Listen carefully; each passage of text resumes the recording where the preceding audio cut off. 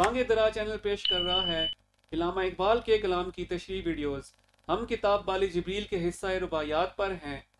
खुदी की खलबतों में गुम रहा में, खुदी की खलबतों में गुम रहा में, खुदा के सामने गोया न था में, न देखा आंख उठाकर जलवाए दोस्त, क़यामत में तमाशा बन गया में।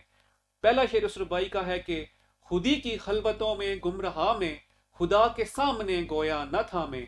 मैं खुदी की खलबतों यानी तन्हाइयों में इस कदर खो गया कि उसका नतीजा ये बरामद हुआ कि बरोज़े क़यामत जब सारी दुनिया अल्लाह ताला की बारगाह में हाजिर और मौजूद थी तो गोया कि मैं वहां मौजूद ना था।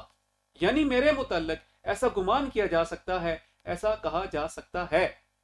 न देखा उठाकर जलवाए दोस्त, न देखा आंख उठाकर जलवाए दोस्त, क़यामत में तमाशा बन गया मैं।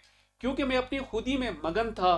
न देखा आंख उठाकर जलवाए दोस्त, मुराद ये कि मैंने आंख उठाकर महबूब हकीकी का जलवा भी ना देखा और क़यामत में तमाशा बन गया हूं। मुराद इस तरह अहले महशर के सामने मैदान हशर में खुद एक तमाशा बन के रह गया।